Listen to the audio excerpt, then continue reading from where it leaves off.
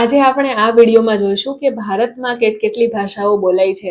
ભાષા તો બહુ જ બધી બોલાય છે, પણ આપણા સરકાર દ્વારા જે ભાષાઓ શેડ્યુલ કરેલી છે એ 22 છે અને ક્લાસિકલ ભાષાઓ જે શેડ્યુલ કરેલી છે એ 6 છે.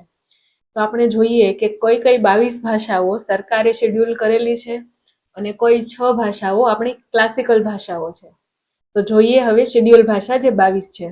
એમાં એક આસામીઝ આવે છે ભાષા, બેંગાલી, બોડો ભાષા, ડોગરી, ગુજરાતી ભાષા જે હું બોલી રહી છું, પછી હિન્દી ભાષા, કન્નડા ભાષા, કાશ્મીરી, કોંકણી, મૈથિલી, મલયાલમ, મણિપુરી, અને મણિપુરી ભાષાને માઇટેઈ ભાષા પણ કહેવાય છે.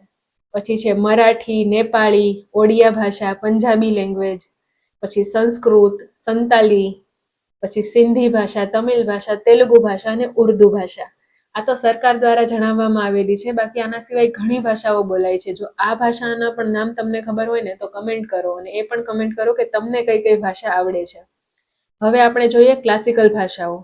ક્લાસિકલ ભાષાઓમાં છે તમિલ ભાષા એ ક્લાસિકલ છે, પછી એક સંસ્કૃત તો કેમ ભૂલાય, એ તો આપણી મેઇન ક્લાસિકલ ભાષા છે. પછી છે તેલુગુ, કન્નડા, મલયાલમ અને ઓડિયા, આ બધી આપણી ક્લાસિકલ ભાષા છે. તો આટલી બધી ભાષાઓ એક જ દેશની અંદર બોલાઈ રહી છે, અને તો પણ આપણે બધા સંપીને અહીંયા રહી રહ્યા છીએ.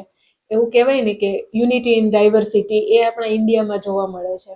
હવે આ બધી ભાષાઓમાં તમે કઈ ભાષાઓ જાણો છો ને એ મને કમેન્ટ કરજો. મને ખબર છે તમને ગુજરાતી તો આવડે જ છે, નહીં તો તમે અહીંયા સુધી આ વિડીયોમાં પહોંચ્યા જ ન હોત. પણ તમને બીજી કઈ કઈ ભાષાઓ આવડે છે ને એ કમેન્ટ કરજો.